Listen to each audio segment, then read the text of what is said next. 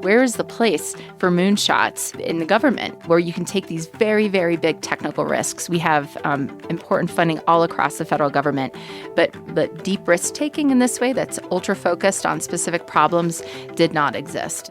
Let this be the space to be creative. Don't be afraid to bring an idea. We really want it to be an enriching experience and available for everybody.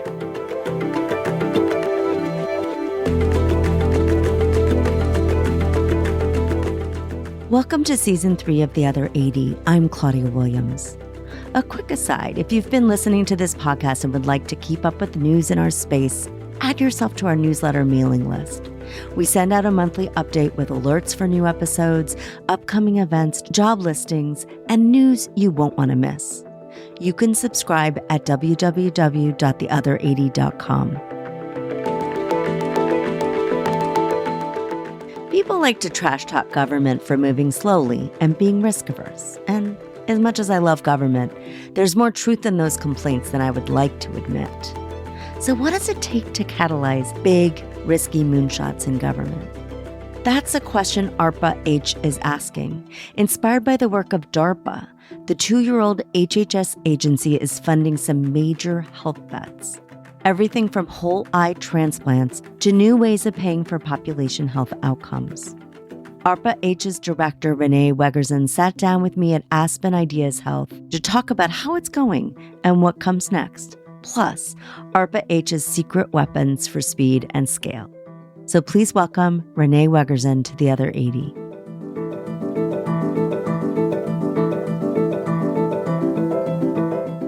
Renee, it's so great to have you on the show. Thanks for joining. Thanks for having me. We're at Aspen, where every time you leave the building, the weather's different. So we'll see what happens when we go out. It was sunny when we came in. So It was. It was it? It was raining when I came in. It's just wonderful to have you on, and we'll be talking about the incredible work you're doing at ARPA-H. But to start with, if you could say your name and what's important to know about you.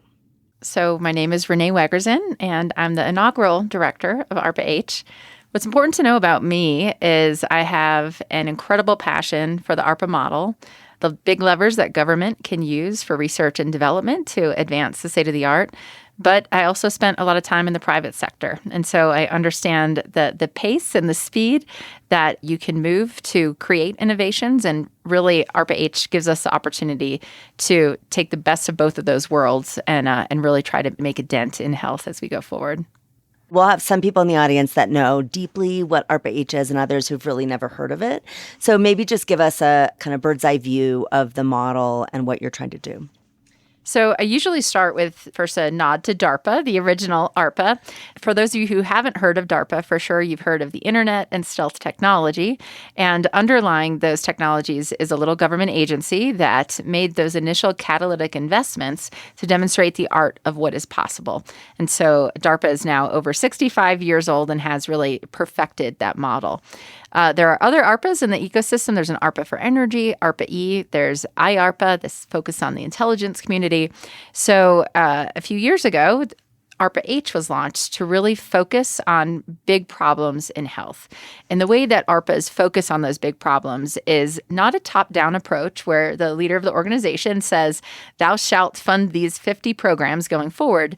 Instead, we actually recruit very actively program managers who are doers. They have, they're subject matter experts in their field, but they also have a very big problem that they want to solve, in our case, in health. And so it's that combination of that big problem they want to solve and the person that we look for at ARPA-H and their job application, actually their job talk is the pitch. Here's what I want to do if I come to ARPA-H. When we bring them on board, it's a 3-year term appointment. Another way to say that is every 2 weeks that goes by, 1% of their time is up. And so we really give them the resources to sprint at those problems and look for teams to fund. Everybody can have a different solution that we want to try head-to-head in some ways to just try to get to that end of that problem at the end of the day. Many people know that this initiative sprang out of a very personal experience that President Biden had with his own son's illness with cancer and eventual death, and the frustration that there weren't more therapies, there weren't more solutions available in time for his son, and the commitment to solve that problem and really leave no stone unturned in the search for acceleration of therapies. And I know I was in rooms with him when he was vice president, and the level of personal commitment and frustration he had was very tangible. So you eventually got a phone call from the president asking about this role. And part of what you did, as I understand it, is laid out what you thought it would take to make this work, especially in an area like health, which is quite different, I would think, from DARPA. So what were some of those things that you highlighted? Initially, I honestly wasn't even thinking about this position. It was more the model. I'll give you advice. And right, it really was just what are the things that you have to be uncompromising on. That is that program manager model that I talked to you about, the authority to make decisions from a single decision maker perspective, not decisions by committees, the ability to actually hire rapidly, but also have other transactions, not issue grants. So all of these things were must-haves. And I was like, okay, I'm so excited. This administration is going to get this launched, and here's the boundary conditions to make it successful. What I realized over that time, not only talking with the Office of the President, but a lot of other players in the field, everybody was really excited about the idea, but everybody had it just a little bit wrong. And it was making me nervous. So it's like, we have to get the DNA of this organization right when we launch it, because it really will set the tone for the next director and 5 directors from now and all those program managers. And I became just very personally committed to make sure that the agency would be successful. And certainly Francis Collins was a very influential part of a lot of those conversations, because he also, is very passionate about this.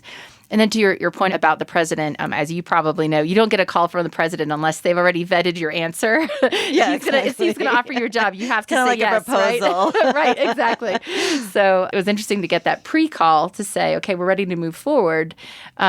You'll get a call later this week. And so when I got that call, what really struck me about it wasn't the nuts and bolts about how are we going to do this. It was, this is personal for me, for the loss of his son, Beau, of course, and all along that whole journey, all the struggles that they had as a family, even considering all the resources that they have, and then amplify that to every American who faces that may not have those resources, but then take that beyond cancer to then all other diseases. Where is the place for Moonshots in the government where you can take these very, very big technical risks? We have important funding all across the federal government, but deep risk-taking in this way that's ultra-focused on specific problems did not exist. And so it was delightful to hear from him, his commitment to the agency, and he's counting on us. He made that clear as well, too.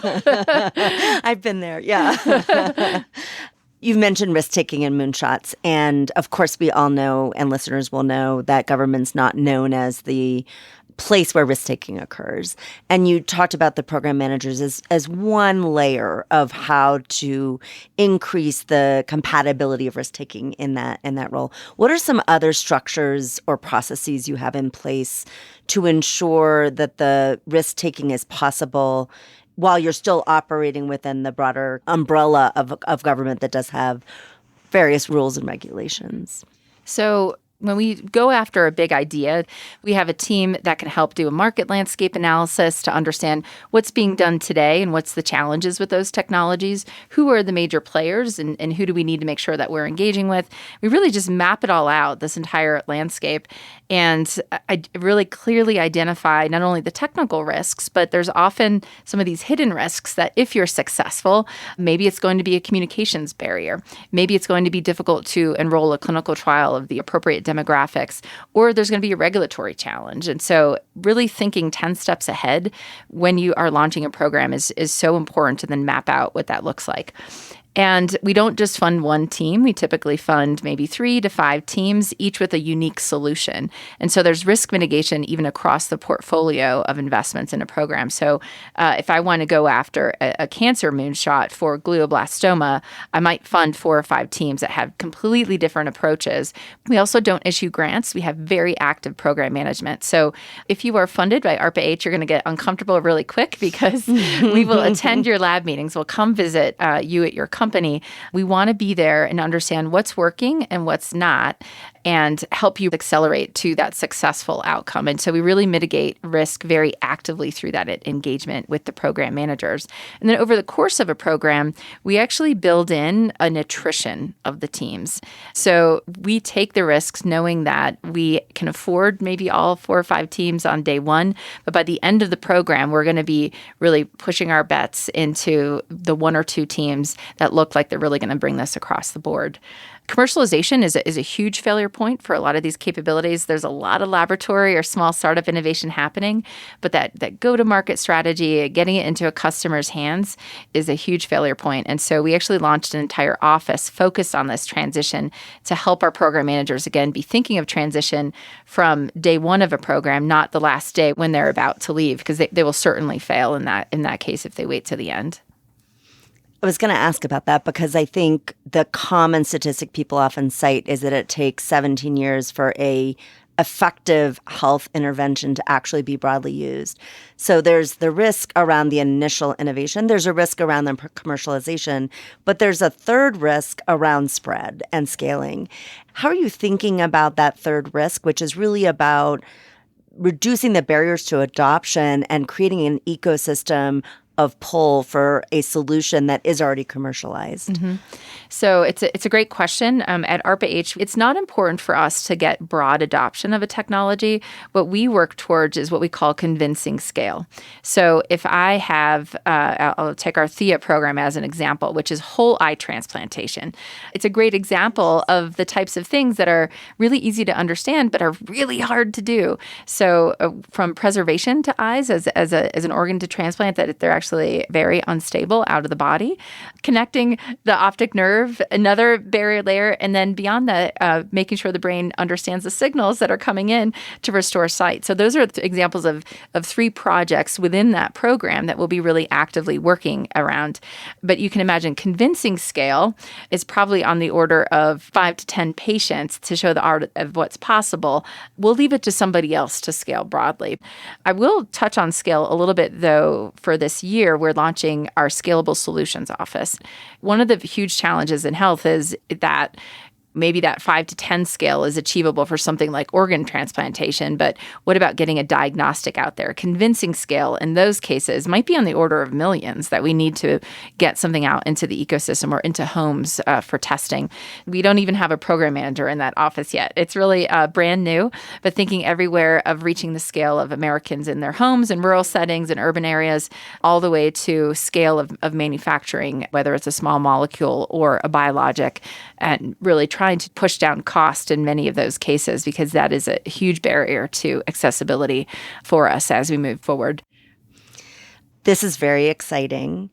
And I've also heard the questions at the same time to say we have NIH that funds new therapies. We have venture funding and private equity that funds businesses.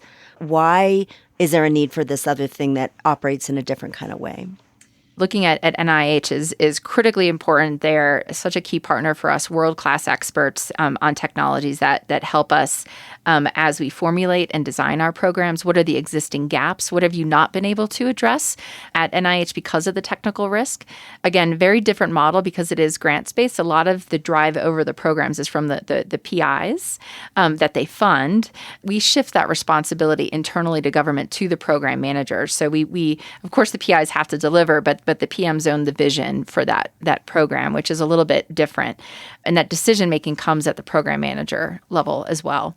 So we work in partnership very well with a lot of the institutes because something that we may be able to deliver proof of concept on, they may pick up as a clinical trial later on, or they may introduce us to performers that they're aware of that says, hey, this is a little too technically risky for us, but maybe it's of interest to you. And so, of course, they have the high risk, high reward program at NIH, but it's a relatively small program. And, for us, we're really intended to do that at a much larger scale. On the venture side, what we often say is if we talk to little startup companies and they talk about the challenges of being able to get venture funds. And so when a venture firm tells you, come back to me when you've demonstrated X, we want to fund X. So we're very comfortable being the first funder in many, many cases. We don't need preliminary data, but we need to have a plan. The team has to have a plan to execute. And how do they know 3 months from now, 6 months from now that they're on track? And that's also how we can take the risk. We have a very strong strategic plan. And then we work with venture and others for that sustainable funding on the back end so that they can be the second funder and the third funder after our initial tranche. And something I didn't understand about your structure, which is really interesting, is you are nominally in NIH, but you don't report through NIH. It's more that you get to borrow the administrative functions, but you report directly to the Secretary of Health.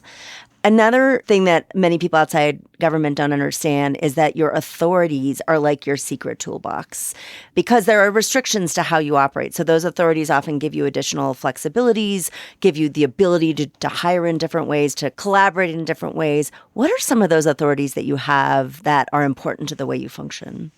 Yeah, I'm so glad you highlighted that because it is our secret weapon. And it was, we didn't have our authorities when I was sworn in October of 2022. So as you can imagine, the next 3 months, which is the time that it took to get the omnibus of 2023, I just spent a lot of time on the Hill with members on both sides of the aisle saying, when I'm not in the room with you and you're negotiating this, here's the things that are must-haves for ARPA-H to be able to do in the model. And here's the things where we can compromise. And so some of those authorities include the ability to direct hire. So if you imagine quickly launching an agency and trying to bring in folks from, we bring from the private sector, and we're not asking them for a career in government. We're asking for 3 years. So we needed to be able to hire with those authorities and also with a flexible salary.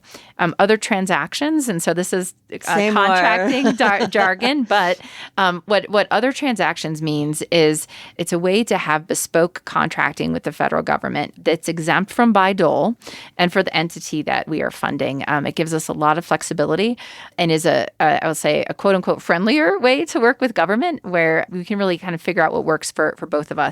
I should also highlight that we have an authority to reimburse FDA to help us get ARPA-H technologies out into the ecosystem. And so it's left very, very broad. And so we're working creatively with FDA on ways to use this authority to incentivize folks to work with the federal government on our projects moving forward. So intrigued. I worked quite a bit with the U.S. Digital Service and the hiring authorities and the contracting structures. And what's interesting is some of these authorities are actually broadly available, but they're not well used because of risk aversion. So I think the other thing that you're doing is modeling a set of things that could be adopted, not all of them, but some of them could be, to make the rest of government more accountable and more agile in its work.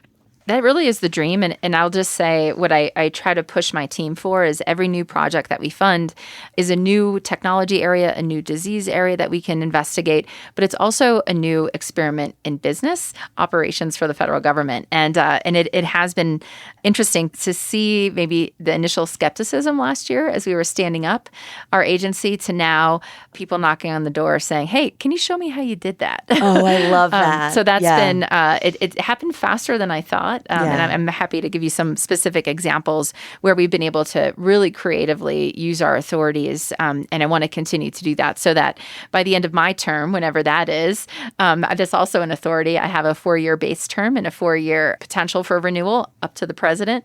And then I'm out. And that's by design. That's a feature, not a bug. And so by the time I leave the agency, I want to have very broad boundaries of what an ARPA can do. And so that sets the stage for the next director and the next director. So clearly, we've heard over and over here already about the importance of the program managers.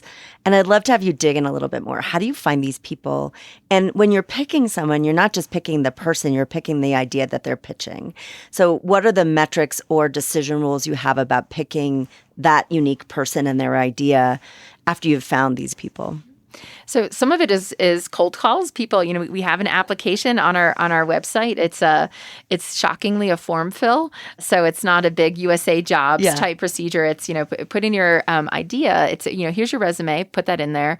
Cover letter of why do you want to come to ARPA-H, and then we ask them to take 2, maximum 3 pages to answer the Heilmeyer questions, which you probably know this framework from DARPA. At DARPA it was 8 questions of just any lay person can understand what you're working on. So they break down into, what's the problem you're trying to solve? How's it done today?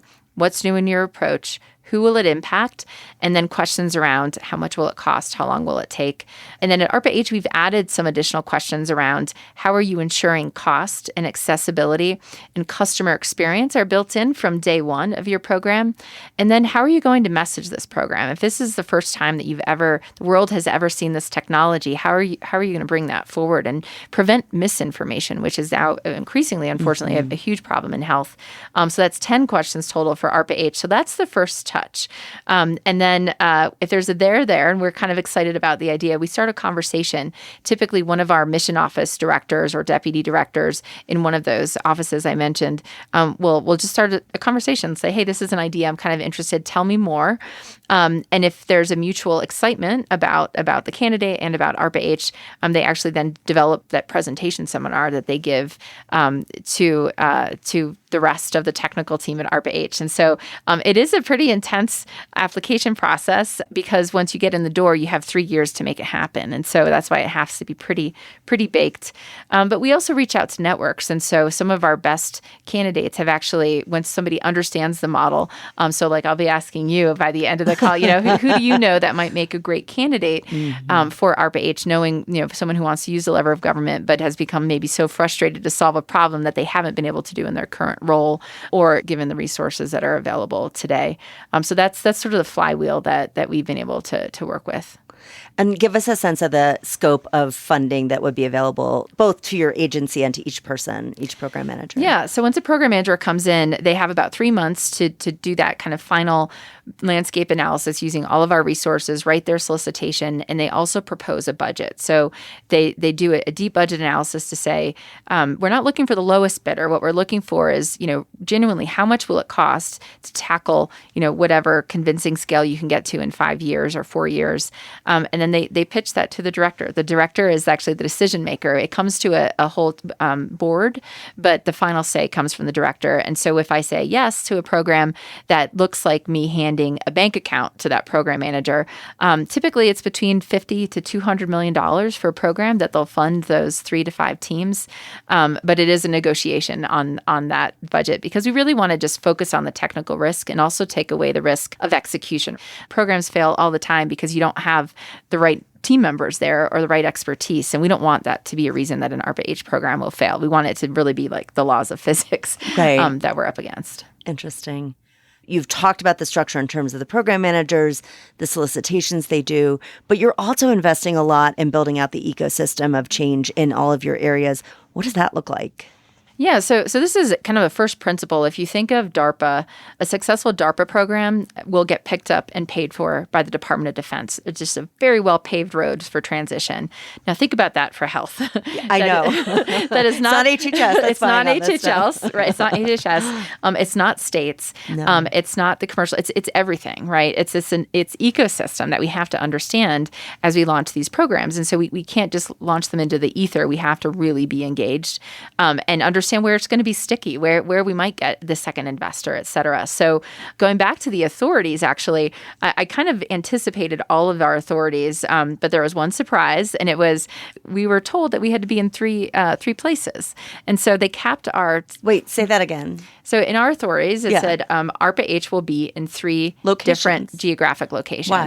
Why? There was no explanation, but I get the spirit of it. You kind of understand You get the spirit of it, right? So a lot of government agencies are based around D.C., and there's a certain culture and a vibe associated with that. And so I think it was a nod to this has to be culturally different. In our authorities, we were actually prohibited from being on the NIH campus, which is also kind of interesting. And so I sat and I thought for a weekend after this, and I'm like, where could we possibly go? And my phone was ringing off the hook of, come to our state or our city. And I'm like, I can't win this one. And so really started to brainstorm around how can we ARPA this to our advantage? And so what we did is we said, okay, because we need to have a transition ecosystem, we need to have access to customers. Those are patients. Those are healthcare providers. We need to have access to those second investors. We need a whole investor ecosystem. But we also do need to be close to DC because we need to be close to FDA and the Congress and our colleagues at NIH. And so we announced that we were going to have not a headquarters, but a stakeholder and operations hub in the Washington, DC region. And then we competed the other two sites. And so we said, we're going to have a CX or customer experience hub. Tell us the places, the applicants that can bring all 50 states in and make sure that we're addressing this disparity, addressing the challenges and equity, but also bring in advanced manufacturing capabilities and, ways to really advance our programs to be a resource to all of our program managers. And then for the Investor Catalyst Hub, it was, we wanted not just invest in the key places where all the biotech money comes from, right? But what about local investment? What about some of that social impact? How do we start to get that into the conversation again across all 50 states? And so we were so delighted. We selected Dallas as our customer experience hub. We're right in Pegasus Park. In that location, there's startup companies, there's other government agencies, there's philanthropists, all under one roof so that we can work together. But then we can leverage those capabilities. Just one real example of how we're using what we call the IC Hub, the Investor Catalyst Hub, which is in Boston, Massachusetts, Cambridge. We leveraged them to launch a sprint for women's health. And so this was one of the only top-down things I've done as a director that said, why aren't we funding more in women's health? We don't have any program managers in the pipeline that want to exclusively focus on this. But I think we all inherently understand that women are underrepresented in almost every aspect of health. So I asked our PMs and say, who wants to raise your hand and pick a topic that is really either unique to women or is disproportionately affecting women that we can do a sprint and invest around. And so I got 6 program managers to come up with topics, everything from women's health at home to brain health to understanding and quantifying pain.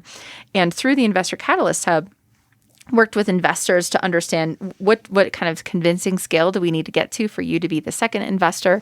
And we competed this across the country. And we made it very simple. We heard from small organizations that are part of our network that who would never work with government. And we're like, why would you never work with government? And they said, well, I can't spare a person 2 months to write a grant. I just don't have the power. All I can do is pitch. I can pitch VCs. And we said, well, what if our work stream looked like that? And they're like, oh, we would totally apply.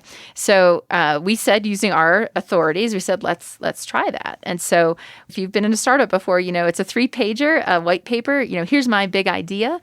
And then from there, we'll select the teams that just come for a 30-minute pitch to our program managers. We have some experts weighing in, and then we'll fund off of that. And so that's a work stream that they can maintain. And while we haven't made our selections yet, we're sort of in the middle of that. We've gone through the down select to who's going to pitch.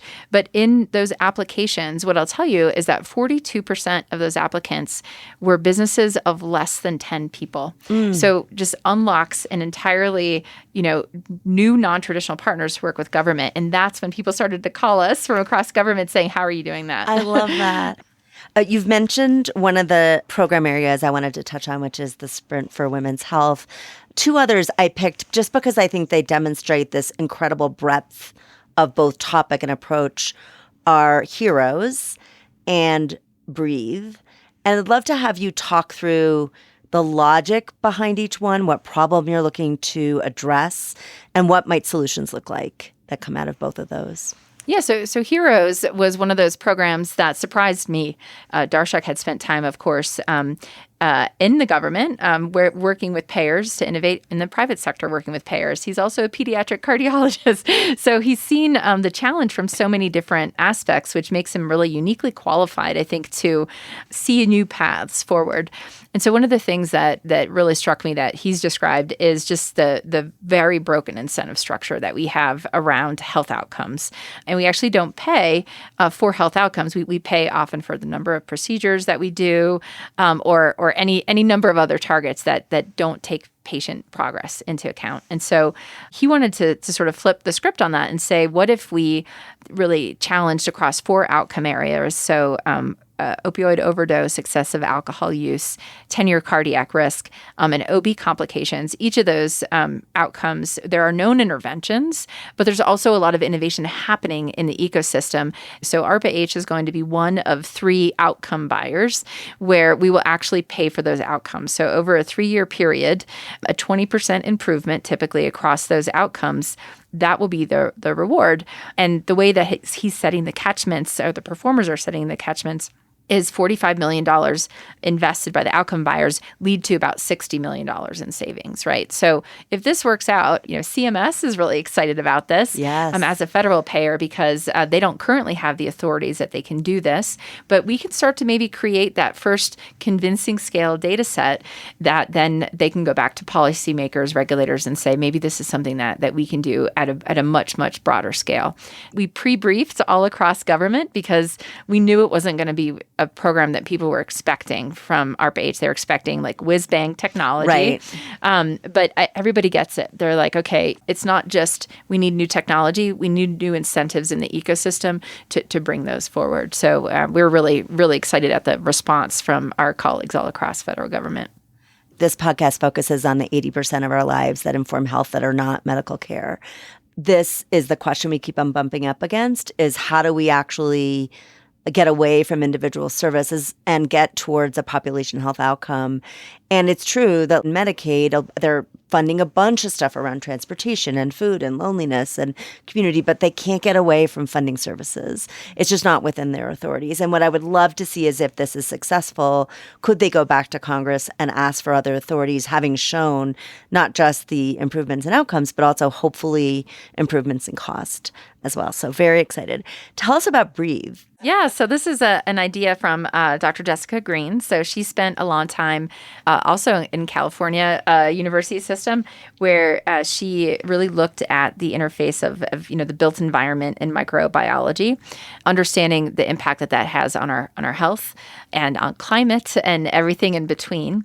She also spent time in the private sector actually developing some of the tools to measure microbiomes that would be in the air, as an example. And so, again, from both of those unique experiences, understanding where some of the technical gaps are, but also the gaps to adoption and, customers actually wanting to use this, she devised the Breathe program, which is really, you think about the innovation that came even during the pandemic for wastewater testing, which is population scale. You can start to predict what's happening. Wastewater is fantastic. We should absolutely continue with it, but not every virus and pathogen is going to be present. And we don't have an understanding of even like what is a healthy wastewater or air environment look like over time. And so this program is really focused on creating not only the hardware and tools, but the software and the analytics to understand, what does our healthy environment look like? How can we measure pathogens and start to be able to predict future outbreaks as well? And so she also, I think, is actually on a similar timeline as Darshak, where the proposals are due imminently, where she'll be making those selections. It's a great example, I think, of bringing together diverse interdisciplinary teams. You need that microbiome, and measurement analytics folks present, but you're going to need the hardware developers, the software developers, and folks that understand the built environment and what's the art of possible in that context as well. But always with that, we call it our Howmeyer 9. Thinking about the customers who will use this, and cost and accessibility is going to be a really key driver of that program. So stay tuned in the next few months. She should have the awards ready to go. You've touched on how you operate in a nimble, agile, experimental way within government. And the flip of that is the reach and scale of government. I came from both the White House and from HHS, where I focused on electronic health record adoption and data sharing. And a big part of our strategy was cross-government. How do you adopt things across different agencies? How do you be sure you're rowing in the same direction towards goals? And you've talked about this a little bit, but I'd love to hear more what your strategy is for thinking about that cross-government power and using it to your advantage to get to the right outcomes we want for health. Yeah, if you ask this question of a program manager, they would probably roll their eyes at how much we hold them accountable for making sure that we're not sprinting alone and that they are really engaged with the rest of the federal ecosystem, because we are here for a transaction. If you think of the National Cancer Institute, 20 years ago, they funded cancer. 20 years from now, they will. Our transactional projects in those areas, we will fund that effort and that's it. It has to leave the agency. And so we really need to have stakeholders across the federal government to not only understand the white space. We don't want to be redundant with any other funding, but we also need to understand and have in the room with us the regulators, folks like ONC, right, and the digital services that will maybe help create standards around, what these technologies will look like going forward. And it's been really delightful to get to know the other parts of government and have them come on board and in some ways help them be a little bit more creative. And so if they're unable to do something because of their authority that they have or their scope or their remit, they might be able to express themselves through our programs. And we want them to be partners in that, right? This is a level up for all of government. We're here to be catalytic. We really believe that every dollar invested in ARPA-H is actually amplified tenfold across the ecosystem if we're successful in our programs. But you only get there if you're working very closely along the way. One example from my time at DARPA was we were creating new technologies around gene editing that at the time FDA didn't know even how to regulate because they were just so new.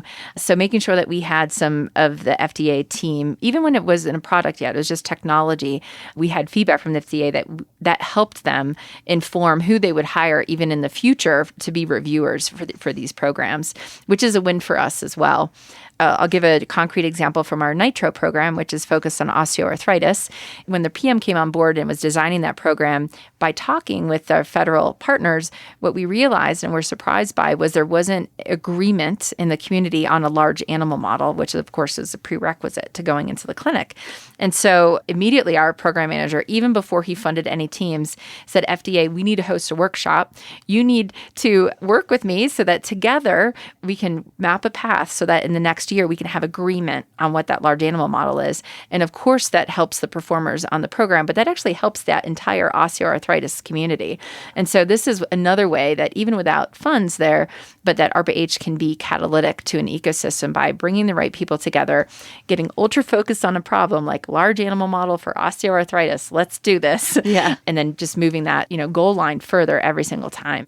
Because we've had some of those proofs of concept, even in our very short time as an agency, I think we're getting a lot more traction with our government partners because they see what we're able to do when you get super ultra focused on these problems. And I like that example of thinking about the ecosystem of success in the market and what is it you can do at the early stage to resolve some of the issues that'll come up at a much later stage.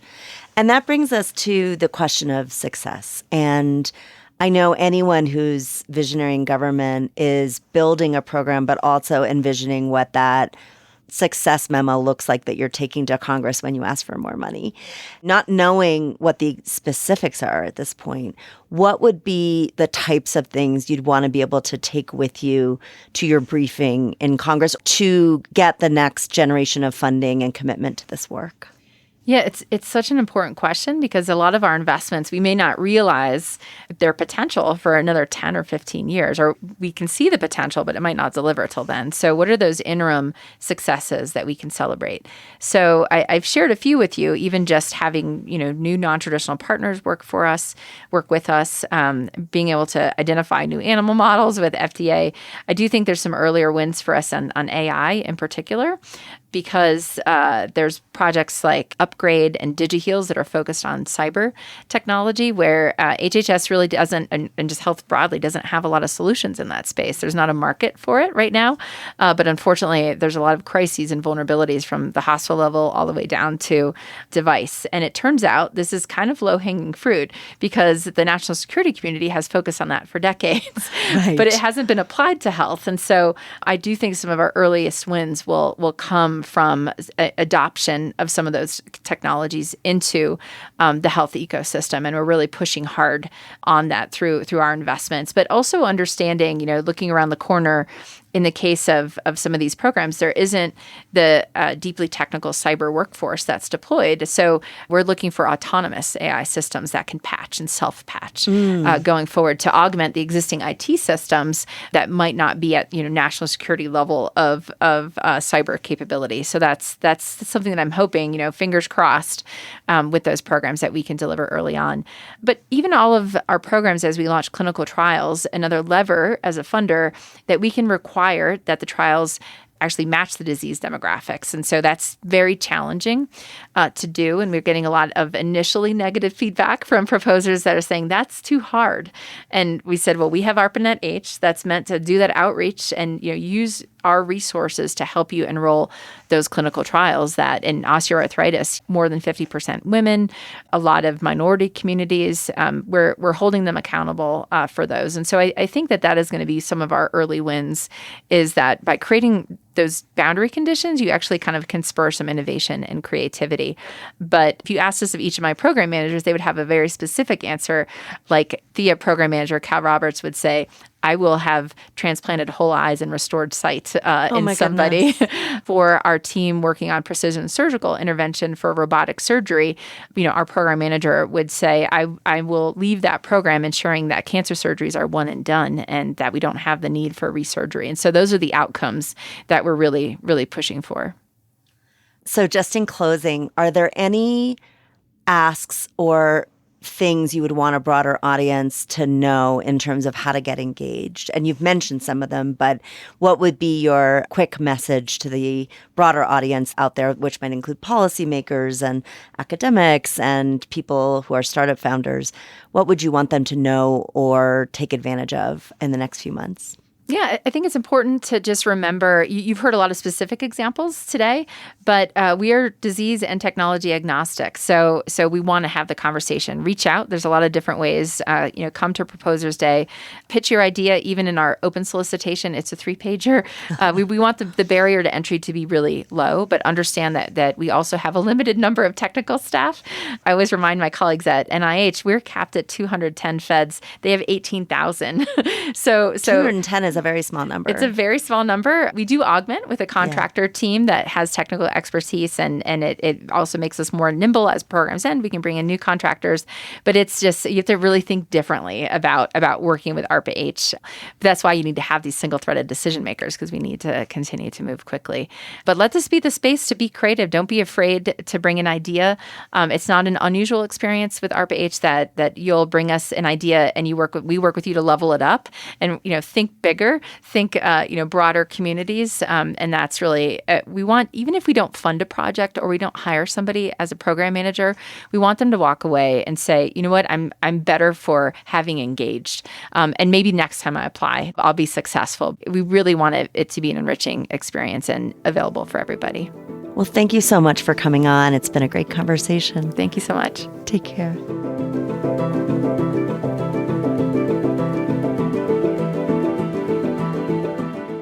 There are now multiple ARPAs across our government focused on defense, energy, intelligence, and, yes, health. And it's easy to see why DARPA, the agency that launched the internet and GPS, has spawned so many copies. But innovation looks different when government is the buyer, as is the case for DARPA. For health, new innovation must be disseminated and adopted across a complex ecosystem of actors and players. And that's why it apparently takes 17 years for new therapies or approaches to be adopted in our sector.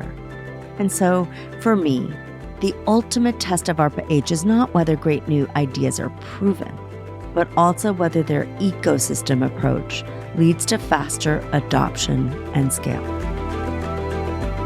This podcast was created by me, Claudia Williams. My podcast producer is Avery Moore-Kloss. Check out the show notes for more information on Renee Wegrzyn and her work at ARPA-H.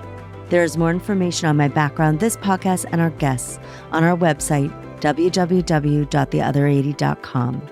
You can also head to the website to subscribe to the Other 80 newsletter, which is delivered monthly and is filled with resources, hot headlines, a job board, and upcoming events in health. Until next time, I'm Claudia Williams.